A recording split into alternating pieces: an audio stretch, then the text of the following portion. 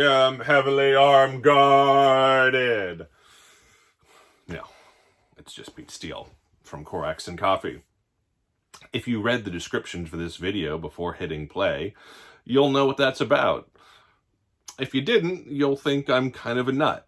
And I'd say, no, I'm just reenacting my childhood internal thought life or whatever, which is really kind of, I think, what Oath, Chronicles of Empire and Exile is all about. I've played this a few times. I really love it, but I wanted to unbox it for y'all today, and then hopefully in the future we will do a review. Join me at the table, and let's see what's in the box.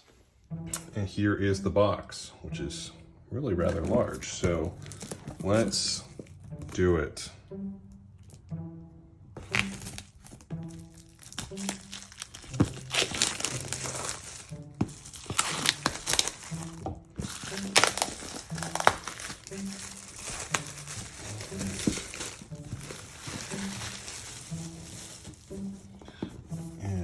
Back of the box, we have a colorful game board picture and game components right there. All right, so do have a printed inside of the box a little bit with trees. Kind of looks like a fancy mat. And we've got a couple books here. So we've got the Oath Playbook, Read Me First. So we shall. And look at that, an illustrated itemized components list. That's what I want to see. Box organizers, plays. Learning Oath to teach later. Teaching Oath right now. Huh, that's interesting. Let's kind of have a guide about learning how to teach. We've got game setup. Very nice. Pictures. Who you are, how to win. The broad strokes of play. Travel, minor actions. Walkthrough as Chancellor. Walkthrough as Red Exile. Walkthrough Blue Exile. Walkthrough Yellow Exile. A few more rules. Setup for later games and group agreements. So yeah, this is like still have questions because it's like 32 pages, but it kind of seems to be done in a accessible kind of folksy fantasy way, and there are tons of illustrations. So yes, you will not get through this in 20 minutes or 30 minutes, but it does not seem unbearable to get through that book.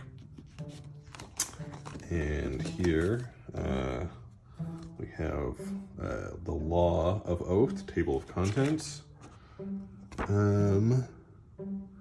Maybe this is with an index on the back here. I don't know if this is for like a campaign. I don't know. This might be kind of some spoilers in here, so we're actually not going to open that up more than we already have. We'll let you discover that on your own. And we have, oh my goodness, we have an incredibly, well, moderately elaborate flow chart for Play Friend, Play Conspirator, Play Friend, Play. So there's a lot of iconography and flowchart mechanics going on here, which we don't yet know how to interpret. And kind of a chronicle summary, which don't know how to interpret that either yet, but kind of a player aid type thing. The Clockwork Prince. This might be an automa of some type, but kind of another big player aid.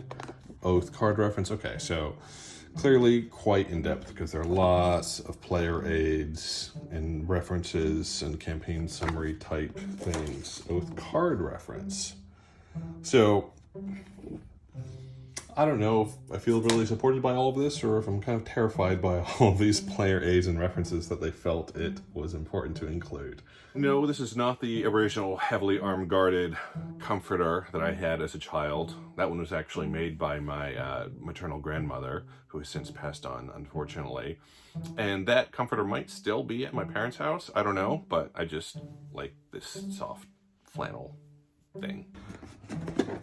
And we have some punch boards. So, we punch out the Imperial Reliquary. And this is double-sided Princely Reliquary. And this is decent cardboard here, double printed. I mean, you could clean up the edge with a knife or file if you wanted to. No need. And then we have some double-sided, this looks like gold and other tokens. These punch out pretty nicely. And again, these are cardboard tokens, double-sided. They're just fine. And we have Oathkeeper of Supremacy, cardboard thing, Victory at End.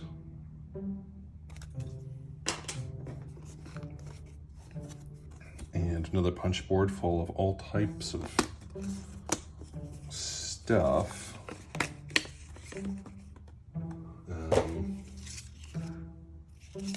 Kind of think these are card catalog things, maybe? I don't know. That's how they look to my eye. And we have player boards. So, we have the Exile. Wake, Act, Rest. Just tons of iconography and text. Citizen. So this is double-sided. Tons of stuff there. Exile, the yellow Exile, and the Citizen board. Okay, we've kind of seen this, know where this is going. Let's say blue Exile, maybe? With the Citizen board. So let's see. Clearly we have different art. And the question is, do these vary in any other way? And I don't think they do. So the next question is, do these Exile boards vary other than color and artwork? And I'm not sure they do either. But I cannot say that definitively. It does not look like it, however. So, some more Exile boards. Various art. And Citizens. And then we have the Chancellor board. And the Clockwork Prince on the back side of the Chancellor. So, the question is, does the Chancellor board differ from a Citizen board? And it sure does. It sure does. Does it differ from a Exile board? And it sure does in certain ways. Not in all ways, but certainly in some ways. In a number of ways. And we have a tuck box here, world box, so it's nice. Tons of baggies. Tons of cards, tons of tokens, cards, dice. Let's do the map. Let's pull this map out here. And I'm going to move this coffee, actually, in this box. Hope that wasn't important. And this is actually, okay, so it's single-sided here. A really nice, and I got it right side up, first try. Excited about that, actually. Really nice, thick, heavy, edged neoprene mat, which unfortunately you can't see in its entirety, so we're kind of going to do a quick scrolling thing. There you go. Yeah, this map is gorgeous. Absolutely stunning and gorgeous. Gives you an idea of it. And it's probably 2.5 feet by 16, 18 inches high, gonna guess.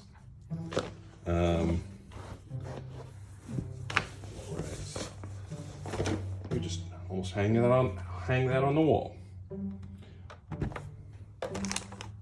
Okay, so we have tons of cards, and I'm sure that I won't be able to show them all to you because of campaign type spoilers, but we have a really kind of nice, never seen this colored storage solution tray before, but that's really cool. It's not, you know, white or black or clear or gray, but I'm glad they made it red. It's kind of lighter maroon red. It's elegant, is what that is.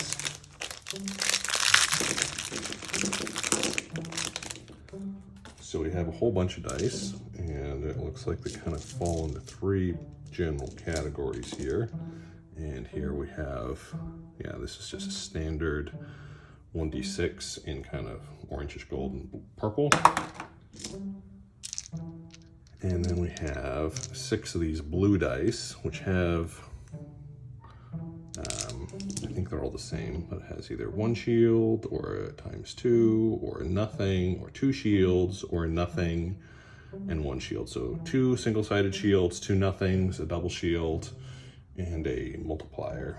And yeah, these are all the same. And then you have, how many of these do we get? Get 10 of these orange dice. Which, so you have a sword, a hollow sword, a colored in sword, another hollow sword, another colored in sword, another hollow sword, and 2 colored in swords and a skull. And yeah, these are all the same. So a whole bunch of custom dice. And then it looks like we have Token Palooza here. So Silica Gel is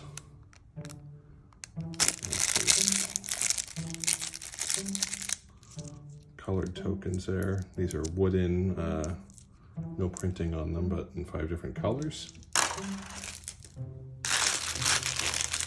And then here, looks like we have, again, these are wooden and have this purple marker, this silver cylinder, and this kind of blue silvery eye looking thing that's printed on one side. And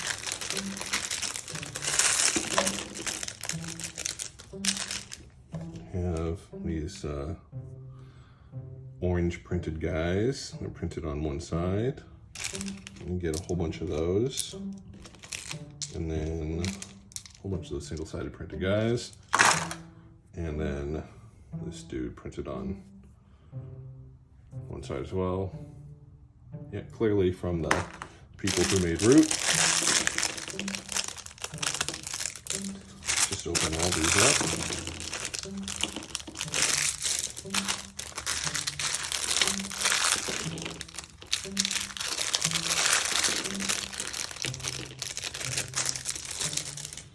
So kind of looking at all of the, I don't know if they're leaders or exactly what they do, but gives you an idea of all the leader characters. Again, printed on one side. And then I'll hold up the smaller guys, one of each for comparison.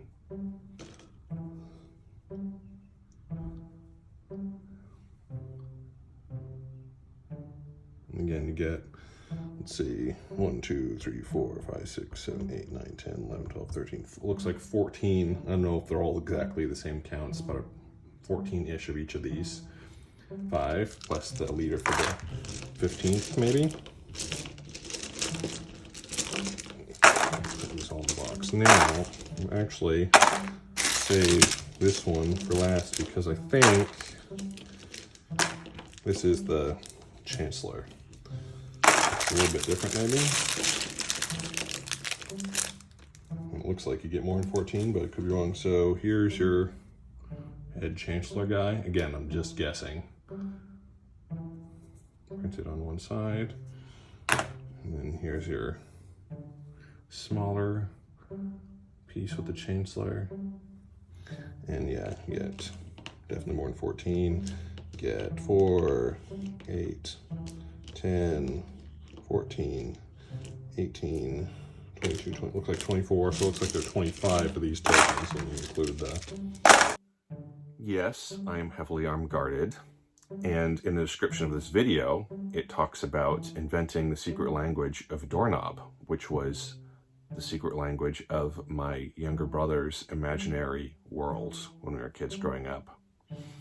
And I just realized that he didn't give me permission to disclose that on the internet, which means he'll probably send his secret guards led by Peter Rabbit or something like that after me. I have to go. Okay, so now we have all these cards. And packet B. Okay, clearly can't get into this right now. Part of the campaign. You know what? Packet C.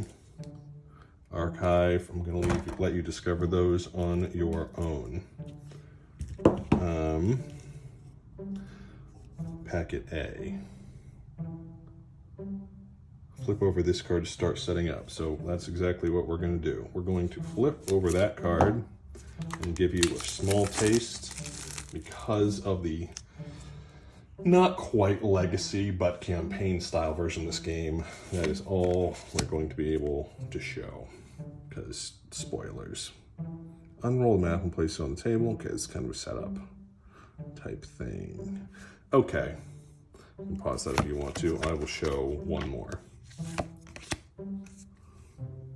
Okay, maybe you're underwhelming in that reveal, but that happens. I will leave you to discover the rest of those on your own, however. Maybe we can go through a few more of these cards, but could be a little bit touch and go. Could be a little bit touch and go here.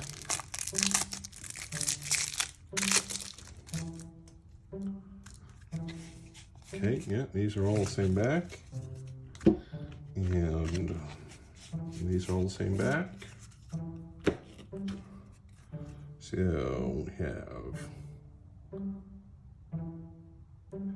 Wild Allies, Bracken, Well Garden, and iconography and text on here. Again, I don't want to show too much of this because of the nature of this game, but just to show a little bit.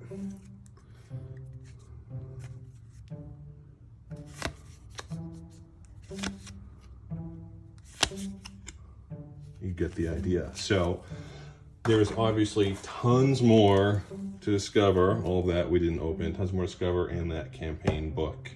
But that will give you hopefully some idea of what comes in a box of Oath. Hey y'all, I'm still being chased by, the imaginary secret guards of my brother's vast empire that he had as a child. No, I'm just kidding. But I wanted to come back and end this video and say, I hope you enjoyed it.